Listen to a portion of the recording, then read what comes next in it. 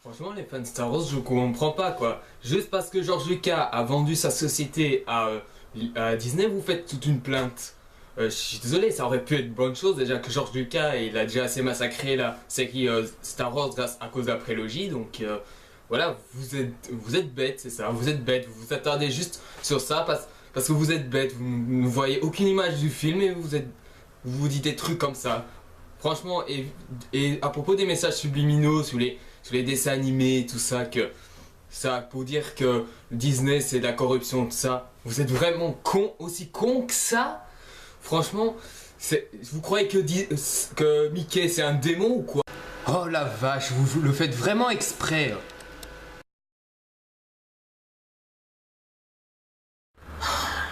Bonjour tout le monde, soyez bienvenus à ce tout nouvel épisode du CVGBC. Donc vous avez compris sur cette introduction, je vais pas vraiment parler, non, je vais pas parler de Disney sinon ce serait trop grand. En fait je voulais faire la critique Man of Steel mais à cause du fait que j'ai entendu tous ces commentaires, ça m'a un peu saoulé. Donc bien sûr je vais parler de Man of Steel et bien sûr vous vous demandez qu'est-ce qu'il y a derrière moi, ce truc là c'est mon trépied pour la caméra, pour les plans quand je suis debout. Donc, aujourd'hui, vous avez tous deviné, c'est Man of Steel.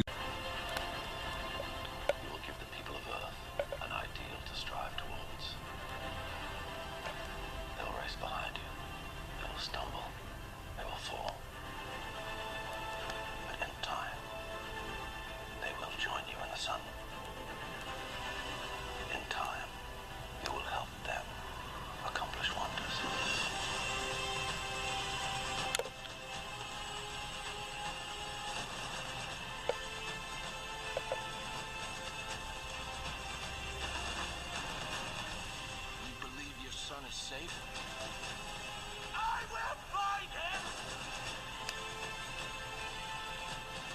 My father believed if the world found out who I really was, they'd reject me. He was convinced that the world wasn't ready. What do you think? What's the S stand for? It's not an S. On my world, it means hope. Well, here is an S. How about super? Excuse me.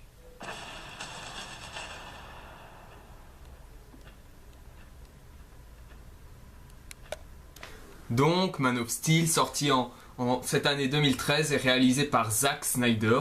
C'est un réalisateur que j'aime beaucoup. Il a fait le remake de l'Armée des Morts de George E. Romero, qui est pour moi l'un de mes films préférés avec des zombies. Je suis pas vraiment fan de films zombies, mais pour moi l'Armée des Morts, c'est l'un des seuls films zombies que j'ai aimé, avec également Warm Bodies, que j'ai trouvé sympa. Ou encore le tout premier Resident Evil, seulement le tout premier. Et il a aussi réalisé 300, que j'ai déjà critiqué, Watchmen, que c'est l'un de mes films préférés avec ce mec, et également des films moyens comme Le Royaume de Ga'Hoole et Sucker Punch. Et bien sûr, j'attendais bien ce Man of Steel avec beaucoup de comment dire, de perfectionnisme, parce que je voulais vraiment savoir s'il allait réussir. Résultat, voilà le résultat. Donc au casting, on a Henry Cavill qui fait le rôle de Superman. On trouve Russell Crowe qui joue le père de Jor-El, qui est le père de Superman. Et voilà, il n'y a que ces acteurs-là que je me souviens encore. Ah oui, c'est vrai, Kevin Costner dans le rôle du père adoptif de Superman. Donc voilà. Voilà un petit casting, franchement. Henry Cavill, je crois que je l'ai vu que dans Immortals, les Immortels si vous voulez.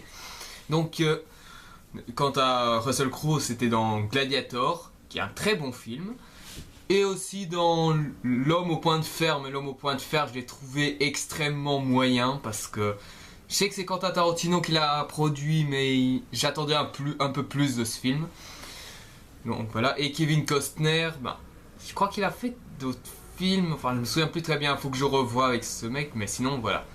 Passons maintenant aux bases de la... De quoi parle Man of Steel? Man of Steel raconte les origines de Superman dans une autre façon. On prend place sur la planète Krypton qui est qui est malheureusement déstabilisé par par le fait qu'il y a un coup d'état fait par le général Zod, qui au passage c'est un très bon méchant.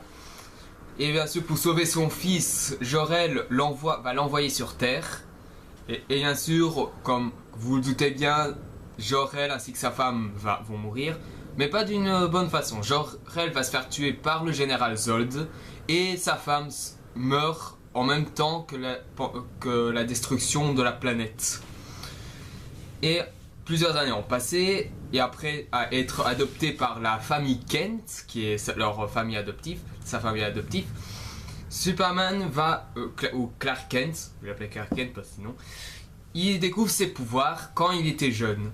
Et bien sûr, jusqu'à ce qu'il finalement il devient grand et qu'il va découvrir par la suite une navette qui va lui donner par la suite la combinaison de Superman. Jusqu'à ce que malheureusement le général Zod est de retour malgré sa prison de plusieurs milliers d'années et est décidé à retrouver Superman pour se débarrasser de lui et recréer Krypton. Donc voilà l'histoire. Très différent du Superman des années 70, vous me direz. Eh bien oui, parce que Man of Steel, c'est très différent du Superman classique. Parce qu'il existe deux versions du comic de Superman. Il y a le Superman normal et le Man of Steel. Et ce film s'inspire des comics Man of Steel.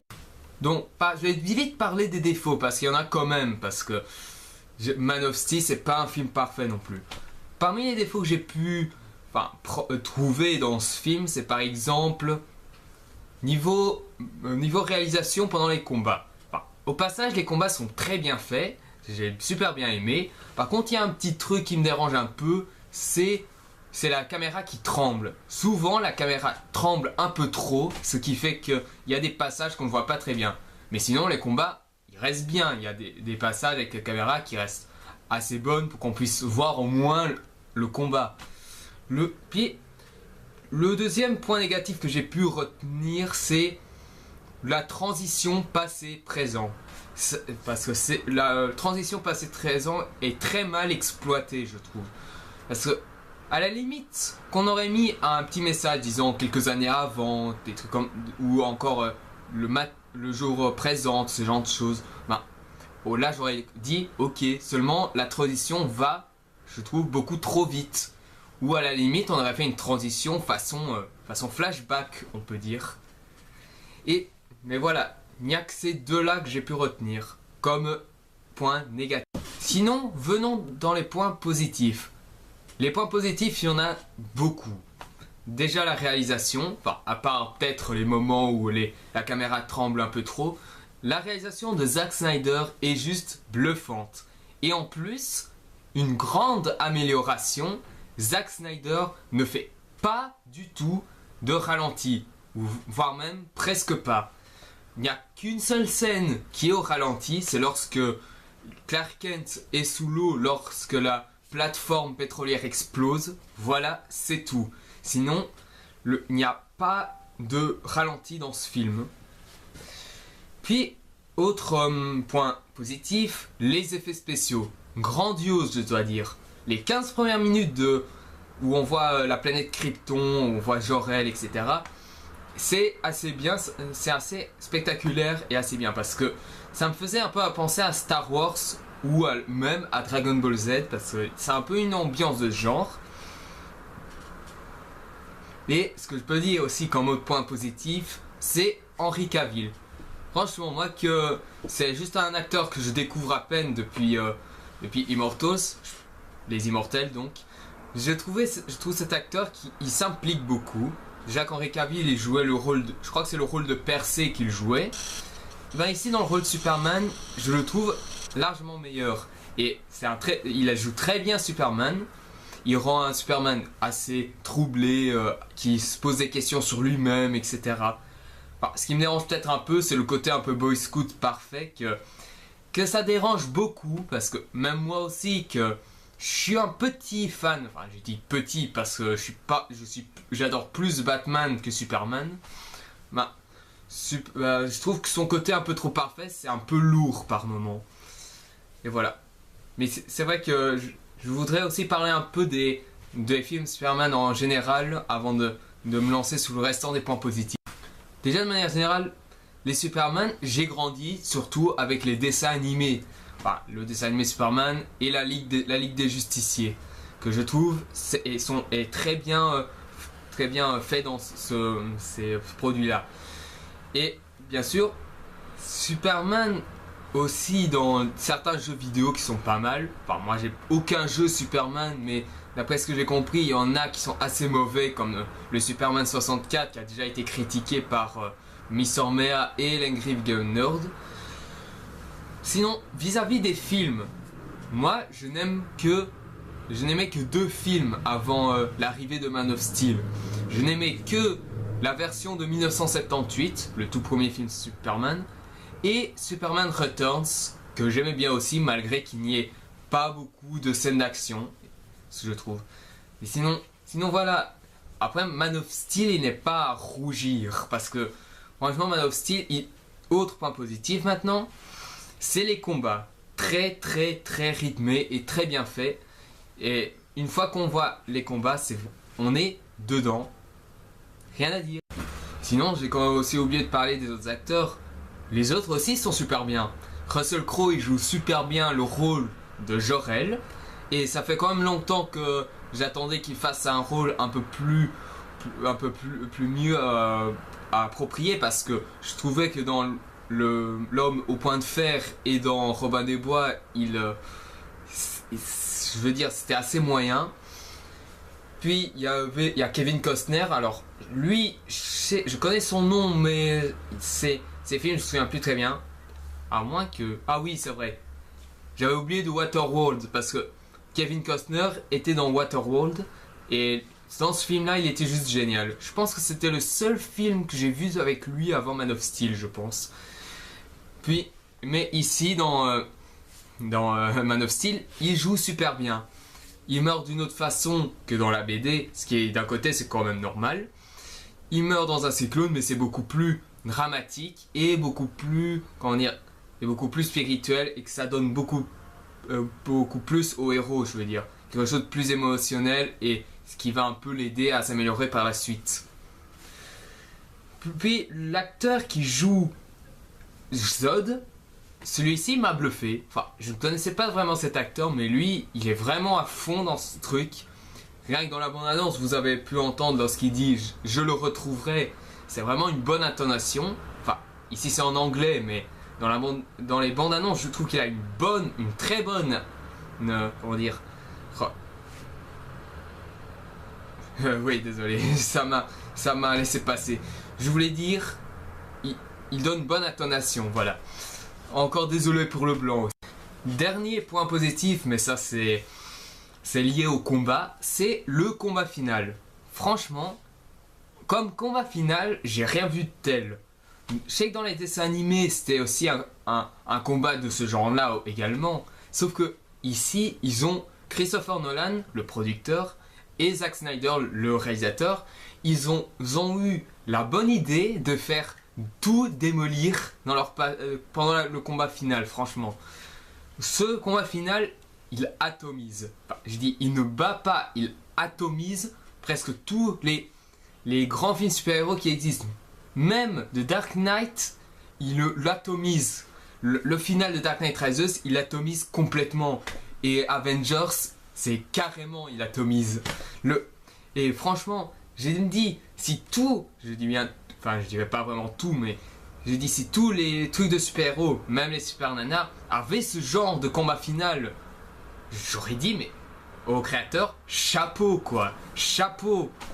Franchement, le combat final, j'étais à fond dedans quoi.